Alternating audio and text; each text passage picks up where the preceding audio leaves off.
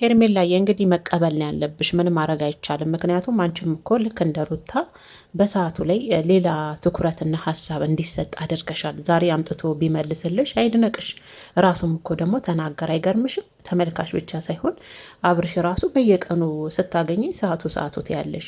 ምን አድርገሽበት ነው አለሽ። አይሽ አይደል? አንቺም በፊናሽ ልክ እንደ ሩታ ሰዓቱ ላይ ትኩረት ለመሳብ ስለፈለግሽ ሁለት ጊዜ አግኝተሸዋል አብርሽን። ሁለት ጊዜ ባገኘሹ ሰዓት ሁሉ እጁን እየነካካሽ የሰጠው ስጦታ የት ሄደ፣ ያደረግኩልህ ሰዓት የት ሄደ እያልሽ ነበር። ከሱ ጤንነት ይልቅ እጁ ላይ ያደረግሽበት ሰዓት ሌላ ነገር አለው ተብሎ እንዲታሰብ ነበር አንቺም በራስሽ ፊና ስታደርግ የነበረውና ዛሬ አምጥቶ ቢመልስልሽ አይግራምሽ። በቃ ገፋፉትም ምንም አሉትም ያንቺም ጥያቄ ስለነበረ ሰዓቱን የፈለግሽው እስከሚመስል ድረስ ትጠይቂው ነበር። አንድ ሰው ስጦታ ብለሽ ወደሽና ፈቅደሽ እስከሰጠሹ ድረስ ያንን ስጦታ የትም ያደርገው ምንም ያደርገው አንቺ ሰጥተሽዋል። ወደሽና ፈቅደሽ ስለምትወጁ በጊዜው አድርገሻል። ያንን ነገር ይኑርም አይኑርም አውቆትም አወለቀውም ሳያቅም ምንም ይሁን ያንን ነገር ደጋግመሽ መጠየቅ የለብሽም ነበረ። ስለዛ ዛሬ እንግዲህ ያው አብርሽ ሰዓቱን ከኤፊ ጋር ሆኖ አምጥቶ ሰጥቷታል። እንደውም ከዚህ በኋላ ከህይወቴ ውጪ እያላት ነው። እሷ ደግሞ ያው እንዳለችውም ያው ምን አለች? እኔ እንዲህ በቀላሉ አብርሽን አልፋታውም፣ ምክንያቱም ምንም አሳማኝ ነገር የለም አለች። እንዴ አረ ሄርሜላ ሼም ነው እንዴ! ከታች እንኳን የራስሽን ተመልካቾች አታይም እንዴ? እየነገሩሽ እኮ ነው። አብርሽ ላይ እንኳን የሚያዩት ነገርን ግልጽ አድርገው እየገለጹልሽ እኮ ነው።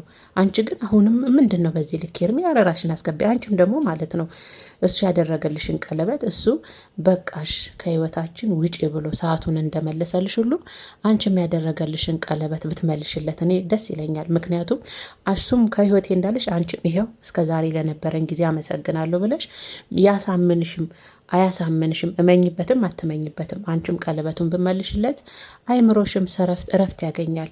የራስሽንም ደግሞ ያው የነገ የህይወትሽን የትዳር አጋርሽን ደግሞ የምታገኝበትን መንገድ ተፍ ያለሽ ማለት ነው። ልጁ እኔ እንደው ሄርሜላ እንደው እንዴት ብናደርግሽ ነው ምታምኝን?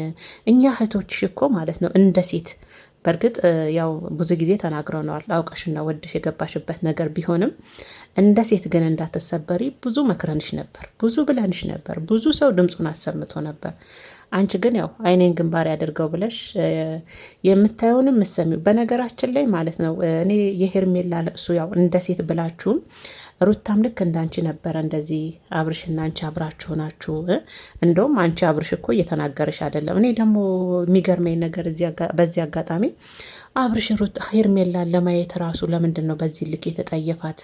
ያቺ አብሮ እንደዛሽ ኮከብ ሲላት አልነበረዋትን ልጅ ዛሬ እኮ ፊቱን አዝሮ ነው የሚያወራት። ቤተሰብ ካያችኋት እስቲ እያየክ አይኔን እያየክ አውራኝ ስትለው አይኗንም ማየታል። ሂጂ በቃ ነው የሚላት። እናንተ እየገፋት እንዲህ እየገፋት ሂጂ በቃ እያያት እንኳን ሊያወራት አይፈልግም፣ ፈቃደኛ እንኳን አይደለም። እና በዚህ ልክ ለምንድን ነው የምትለማመጩ? በቃ ሄርሚዬ ህይወት ይቀጥላል አይደል እንዴ? ሩታን አላየሻትም እንዴ? የዛሬ ስንት ወር ግን እኮ ነግራሽ ነበረ ቢፈጅብኝ 2 ወር ነው። በነገራችን ላይ እኔ ሩታ ብዙ ጊዜ የምታስቀኝና ግርም የምትለኝ ነገር የሆነች ነገር ዝታ አደርገዋለሁ ብላ ከተመለሰች ታደርገዋለች። ትዝ ይልሻል አይደል? አንገትሽን ያቀረቀርሽበት ሰዓት እሱ ቪዲዮ ትዝ ይልሻል አይደል? ሁሌ ፉከራ ብቻ ነው ዛቻ ብቻ ነው ብለሻት ነበር ካረሳሽ ማለት ነው። ግን ልጅቷ ታደርገዋለች የሚገርምሽ ነገር። እና ለማንኛውም አሁንም ፉክክራችሁን በዚህ አጋጣሚ ሩታም አንቺም አቁሙ በቃ። የእውነት አሁን አብሬሽ ሳይሆን ያሳዝነኛል። አትጫወቱበት በቃ አትጫወቱበት። አንቺ ፉክክርሽን አቁሚና የራስሽን ህይወት ለመኖር ተፍ በይ። እንዴ ሄርሚዬ አንቺ ቆንጆ ነሽ፣ ብዙ ፈላጊ ያለሽ ምንድን ነው? አንድ የወለደ አባት ጋር የልጅ አባት የሆነ ሚስት ያለው ሰው ላይ እንዲህ ሙጥጥ ብለሽ አንቺም ራስ ወዳድ አትሁኝ እንደ ሴት። እንዲያገናዝቢ እንጂ ሄርሚዬ የተማርሽ አይደለሽ እንዴ? የሰለጠነ ከተማ ውስጥ ቁጭ ብለሽ እናቴ ምንድን ነው ሄርሚዬ? ቢያንስ እንኮ ወንደላጤዎች አሉ እኮ ምንም የማይጋራብሽ ሰው እንዲ ቀንም ማታም ቅዠት የማትሆኝ በስንት ወንደላጤዎች አሉ። በዚህ መሀል አብርሽን እንዴ የኔ ካልሆን ቅኝ አብርሽ ላይ ምንድን ያየችው ሄርሜላ? ግራ የገባኝ ነገር ምንድን ነው? በዚህ ልክ ማስትጋሙጥኝ ብሎ የኔ ካልሆንክ ትዳርና ልጅ ጋር አትሆንም። በቃ እየነገሩሽ እኮ ነው ኮሜንቶች። ሄርሚዬ ኧረ ተይ እኛም ደከመን። እኛም እኮ አሁን ለመናገር ትንፋሽ ራሱ እያነሰን ነው እንዴ። እኛም ደከመን እንዴ። ለእኛም አስቢልን እንጂ በቃ አብርሽ የሩታና የሩታ ነው። በቃ አጣፋንታውም እህል ውሃውም ከሩታ ጋር ነው። እንግዲህ በቅርብም ይሁን በሩቅ እሱን አብረን የምናይ ይሆናል። ግን ልጁ ያው ከተረዳሽ ቤተሰቦች ራሱ እያነቃቁሽ ነው እያነቃቁሽ ነው። መነቃቃት አለብሽ። በቃ ወደ ራስሽን አብርሽ ለምን እንደዚህ ለምን ብዙ አሳልፈናል እኮ ሰዓቱም እኮ ወድጄ ነው። ምን አላት መሰላችሁ? ሰዓት የምትይኝ አንቺ ራስሽ አላት። አብርሽ እኮ ነው የሚላት። ምን አድርገሽበት ነን ያላት። እናንተ አይገርምም? ሁሌ ሰዓት ሳትይኝ ስታገኝ ምን አድርገሽበት ነው እዚህ ሰዓት ላይ ብሎ ነው የጠየቃት። አየሽ አይደለ? አንቺም በራስሽ በኩል የሆነ የምትፈልጊያቸው ነገሮች አሉ፣ እንዲራገቡ የምትፈልጊያቸው ነገሮች ያለው ምርጫ እንግዲህ ይሄ ነውና ከበፊቱኑ የሴትነት ክብርሽን አስከብረሽ ቢሆን እንደ ሴት ባትንበረከኪለት፣ ምናልባት እነዛም ነገሮች ያስጠሉት ይሆናል። አብርሽ እንግዲህ ወደ ሚስት የተመለሰ ሄርሚያው ምንም ማድረግ አይቻልም። በእርግጥ እንደ ሴት እየፈረድኩብሽ አይደለም፣ ግን ደግሞ አልፈርድባትም ሙሉ ለሙሉ ብዬ ምለው የራሱን የቻለ ወንደላጤ ቢሆን የራሷ ፍቅረኛ ቢሆን አዎ። ግን ከሰው ባለውን የሰውን እንዲ ከአንቺ ጉሮሮ የኔ ጉሮሮ ይበልጣል አይነት እኮ ነበር አንቺ ስትጫወች የነበረው። ትዝ ይልሻል? አንገቱ ላይ እየተጠመጠምሽ እየሳምሽ ሩታ ፊት እንዴት እንደምታረጊ የገዛ ባሏ ማለት ነው። እና ሄርሚዬ ከማለቃቀስና አንገት ከመድፋት ላይ ወጥተሽ እኛም እንደ እህትነት የምንመክርሽ እንደ ሴት ማለት ነው። በቃ እርግፍ አድርገሽ ታዩ። ራስ ወዳድ አትሁኝ። የእውነት ራስ ወዳዳት ሳያት አሁን በጣም ራስ ወዳድ ናት። እንደምንም አድርጋ እንደምንም ተጣጥራ ወደ ልጁ ይሁን ልጁን ያሳድግ የሚል አስተሳሰብ አይደለም አሁን እሷ ጋር አለው። ይሄ የራስ ወዳድነት በቃ የኔ ይሁን አይነት ትግል ማለት ነውና እንደዚህ አይነት ትግል ሄርሜላ ላይ የማየው ማለት ነው። እንደምንም ብላ አብርሽም በምንም መንገድ አሳምና የራሷ ማድረግ ጥረት ነው ያዘችው። እንዳዩአኩት ታሻሸዋለች፣ ታባብለዋለች፣ ተስመዋለች። እሱ ጋር ግን ምንም አይነት ስሜት የለም። በቃ ስሜቱ ቀዝቀዝ ብሏል። ሄርሚዬ ላንቺ በቃ ሙትት ስሜቱ። ታዲያ እኮ በደን እኮ ነኝ ቆንጆ። አሁን ሁሉም ሲያዩ እዚህ ጋር ሩታ ጋም እንደዚህ ይመስላችኋል አይደል? አይምሰላችሁ። ሴት ልጅ እኮ ናት፣ ሴት ልጅ ናት። በድን ገላ ታቅፋ የምትተኛ እንዳይመስላችሁ፣ አይምሰላችሁ። ስለዛ አሁን ከአንቺ ይልቅ የራስሽ ቤተሰቦችሽ ነቅተዋል። አንቺ ግን ገና ነሽ። ግን ደግሞ እስቲ ከስርም አንዳንዴ ዛሬውን በአንቺ ዩቱብ ቻናል የተለቀቀው ቪዲዮ አይደለም ሰዓትሽን እየመለሰልሽ ነው። እና ከታች ደግሞ እስቲ አክብረውና ወደውሽ ፈቅደው የሚመለከቱሽንም ተመልካቾች ደግሞ ምን ሀሳብ አስተያየት እየሰጡ ነው? ምን እያሉ ነው ስለኔ? አንዳንዴ እኮ አሉ ብዙ በደንብ የሚጽፉ የሚያነቁ ከተኛችሁበት እንድትባንኑ የሚያደርጉ ብዙ ልጆች አሉ። እነሱን ደግሞ እስቲ ሾፍ በስቲ ኮሜንት ከታች ማለት ነው ትባንኛለሽ ያኔ። እና ለማንኛውም እኔ ሰዓቷን አብርሽ እንግዲህ ያው ግን ፊቱ ላይ ብዙም ደስታ አይታይም። እንዳያችሁት ብዙም ደስተኛ አይደለም። ከአንድ በቱ አብርሽ የሚወጣ ሂጂ በቃ ከህይወታችን ውጪ አልፈልግሽም በቃ አይነት ነገር ነው። እችን ፊት በእርግጥ ያው ብዙ ጊዜ ተናግረናል እኛ ለዩቱብም ጥሩ አይደለም ደጋግመን ብንናገረው። ስለዛ እቺ አሳዛኝ ፊት እዛ እንግዲህ ሌላ ትሆናለች። እኔ ብዙ ጊዜ ብዬ ተናገር ያለውና እኛ እንግዲህ ሄርሜላ እንደምናይሽም እናይሻለን። አብርሽ እና ሩታ ካሉ ካንቺ ጋር መቼም ማያ የለም። እናይሻለን፣ እነሱ ባይኖሩም እናይሻለን። እናቴ ትሙት እናበረታታሻለን። ሄርሚያ ይዞሽ ከራስሽ ሌላ ጥንድ ደግሞ እስቲ ይዘሽ ነይ። እስቲ ሌላ ደግሞ የራስሽን ይዘሽ ነይና አብረሽ እንደ በፊትሽ ማለት ነው ፍንድቅ ከአብርሽ ህይወት እንሙልጭ ብለሽ ውጭ ሄርሚዬ። ምክንያቱም በፊት የመጣሽበት እኮ ትክክል የሆነ ቢሆን ዛሬ ላይ እንዲህ ባልተሰቃይሽ አይሽ አንቺ ብቻ ነበርሽ ማለት ነው። አሁን እኔ ሲገባኝ አብርሽን ሄርሜላ ብቻ ነበረች የምታፈቅረው። በነገራችን ላይ ይሄ ነገር የሆነ ሰዓትም ተብላ ነበረ። የሆነ ሰዓትም ተይ አንድ ጎን ብቻ ልክ እንደ ደስታ። አሁን ደስታ ብዙ ጊዜ አይታችሁ ከሆነ ሩታ ልታፈቅረው አልቻለችም፣ ደስታ ልትወደውም አልቻለችም፣ ልቧት ልታስገባውም አልቻለችም። እና እሱ ብቻ እሷን ስለሚያፈቅራት በጣም ተጎድቷል። ደስታን ካያችሁት እሷ ግን ልትቀበሉ አልቻለችም። ያኔም ደግሞ ብያችኋል። ያኔ ደስታን ስትገፋ የነበረችው ለካ ሩታ አብርሽም እሷም ከውስጡ አልወጣላትም። ለዛ ነው ከውስጡ አልወጣላትም። በዛ ላይ ደግሞ አብርሽን መቀበል አልቻለችም። አሁንም ቢሆን አብርሽ ከሄርሜላ ጋር ረጅም ጊዜ የነበረው ይሆናል አይደለስ ያንን ሰው ላለማስከፋት ላለማስቀየም በሚደረግላችሁ ነገር ውስጥ ያንን ሰው ላለመግፋት ትሞክራላችሁ። በእንደዚህ አይነት ውስጥ ነገር ታጥሮ እንጂ አብርሽ ራሱ ለሄርሜላ ፍቅር ቢኖረው በእንደዚህ አይነት ሁኔታ ዘጭ አድርጎ ቁጭ አድርጎሽ ወደ ልጁና ወደ ሚስቱ በአንዴ ተገልብጦ በአንዴ ክርብትብት ብሎ ራሱን ሌላ ዓለም ውስጥ ከቶ አይመጣም ነበረ። አሁን የመጀመሪያው ካንቺ ጋር የነበረውን አብርሽ ቀብሮታል። ሌላ ዓለም ውስጥ ያለውን አብርሽ ይዞልሽ ነው የመጣየሽ። ስለዛ በፊቱንም ፍቅር አንቺ ጋር ብቻ ነበር ያለው። አንቺ ነበር ስደክም የነበረው በህይወቱ ላይ አንቺ ነበርሽ ዋጋ ስከፍ የነበረው። ግን አልሰራም የኔ ቆንጆ አየሽ። ውለታና ፍቅር ለዛ ነው እንለይ የምንለው። ይሄ በውለታ የታጠረ ፍቅር ረጅም ጉዞ መጓዝ አይችልም። የሆነ ቦታ ላይ ይቋረጣል። ግን በንጹህ አፍቅሮሽ አንቺም በንጹህ ይሄ ምናምኑን እንትን አረኩልህ በዚያ ወጣው ለአንተ አንገቴን ደፋ ወጣው ወረድኩ ለአንተ ብዙ ዋጋ ከፍዬልሃለሁ የምትዩ ነገራቶች ሳይኖሩ አንቺም እንዳፈቀርሽ እሱ ጋር ፍቅር ቢኖር ያኔም ገና ድሮ ነበረ ውዴ። ምክንያት እየፈለገ በቃ በእናትሽ ለስንት ጊዜ ትጎጃለሽ ሄርሚዬ? ለስንተኛ ጊዜ ነው አሁን ዛሬም ደገመው ለ10ኛ ጊዜ ከህይወታችን ውጪ አልፈልግሽም። በየቀኑ አይሰለችም? አይደክምም? እንደ ሴት ልብሽ አይቆስልም? አያምሽም? ለምን በዚህ ልክ ራሴን ዝቅ አደረግኩለት? መርጦና ወዶ ፈቅዶ ከሄደ ምንም ይሁን ምንም እኔም መቁረጥ አለብኝ እንደ ሴት አትይም እንዴ? ለስንተኛ ጊዜ በወንድ እንስ ፊት አልፈልግሽም እያለ ይደጋግመዋል። አይሰማሽም? አንቺስ እንደ ሴት አይከፋሽም? ስለዛ እንግዲህ እኛ እህቶች ይህንን ካለሽ እንግዲህ ምርጦችዬ፣ ዛሬ ደግሞ ሩታ የለችም። ኤፊም እየገፈታተረ ነበር። እስካሁን ታግሽሻል። አቤት ኤፍሬም እኮ እንዴት ደስ እንደሚል ቅብረር ያለ እኮ ነው።